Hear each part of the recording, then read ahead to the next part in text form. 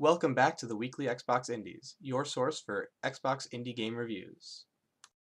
Yay!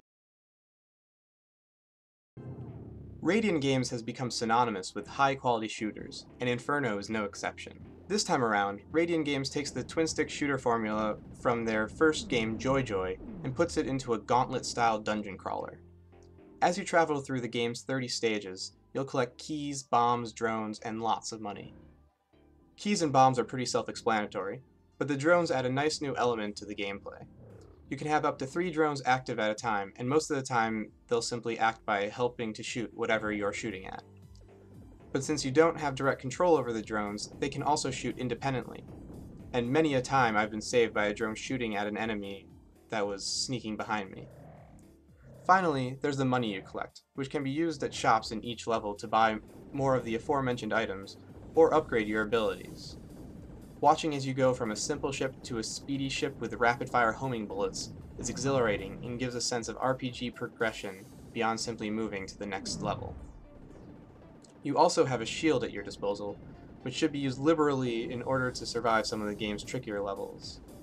After completing the game, you have the option of starting a New Game Plus, which lets you start from the beginning with all of your upgrades intact, but also gives you fewer items and tougher enemies to compensate. Though Crossfire is still my favorite from Radiangames so far, Inferno is a very close second and shouldn't be missed by fans of shooters and dungeon crawlers alike. I was a little reluctant to recommend Treasure this week. After all, the game has been available as a free download on the PC for years, and I'm not in the habit of suggesting for people to spend money on things that are free. But after playing this new Xbox version, I have to say that it definitely is worth adding to your collection for any platformer fan. In the game, you control a boy and a girl as they venture through a castle collecting treasures. The boy can push large objects while the girl can jump higher, and you'll need to make use of both of their abilities to collect all of the treasures. You can play either solo or with a friend in co-op, with the latter infinitely more fun and the teamwork much easier to pull off with 2 players. But even when playing solo, it's simple enough to swap between characters to take advantage of their respective abilities. All of that held true in the PC version too, though. What makes the Xbox release far more enjoyable, for me at least, is how the dynamic between the characters is shown. As the 2 characters move apart, the screen will automatically transition to a split screen, with the angle of the split depending on the orientation of each character to the other. It's a seamless process, and an elegant solution to a problem that has existed with co-op side-scrolling games since the genre began. It just works, perfectly. And that's really all you can ask for. It doesn't hurt either that the game has genuinely fun puzzles and hits you with a huge dose of nostalgia with its Game Boy style graphics. Grab a friend and sit down with one of the best co-op games the 360 has to offer. Eh? Juggle has actually been available for the iPhone and iPod Touch for quite a while. You play by hitting balls into the air with your paddle, shooting for the high score. It's not quite as simple as that though, with the ball shrinking with each hit and multiple balls added every few seconds to keep the gameplay at a fast pace. Smaller balls earn more points with each hit, and the balls get faster as you progress through the levels. For solo players, there are 3-minute, 5-minute, and endless modes, which are pretty self-explanatory. The single-player game is what you can buy on the iPhone, and while I had no problem picking it up during a free promotion, I'm not sure it's enough to justify a purchase on its own.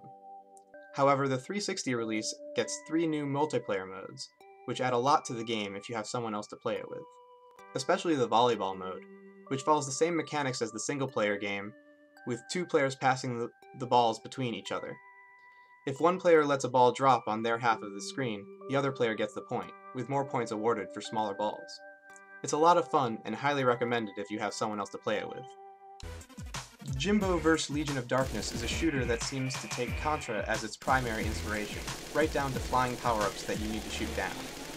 It's not quite as unforgiving as Contra, though it can still get quite difficult at times.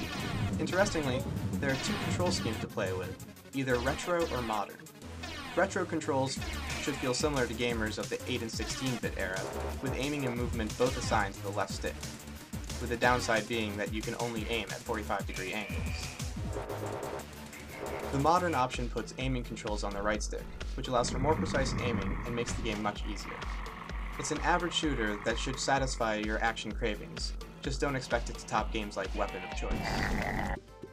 Jewel Dervish takes the classic game Bust a Move and spins it around, literally. Gems attach to a node in the center of the stage, and every new gem you shoot at the pile causes the whole stack to spin around. It's based on accurate momentum too, so you can use the spinning to your advantage to time your shots or simply shift the board to a better position. The only real downside is that Jewel Dervish's looks aren't that great, with simple geometry that produces jagged edges, and a camera angle that makes aiming a little harder than it probably should be. Overall though, Jewel Dervish is a great twist on a classic puzzle game. Nay. There are no words to describe Techno Kitten Adventure.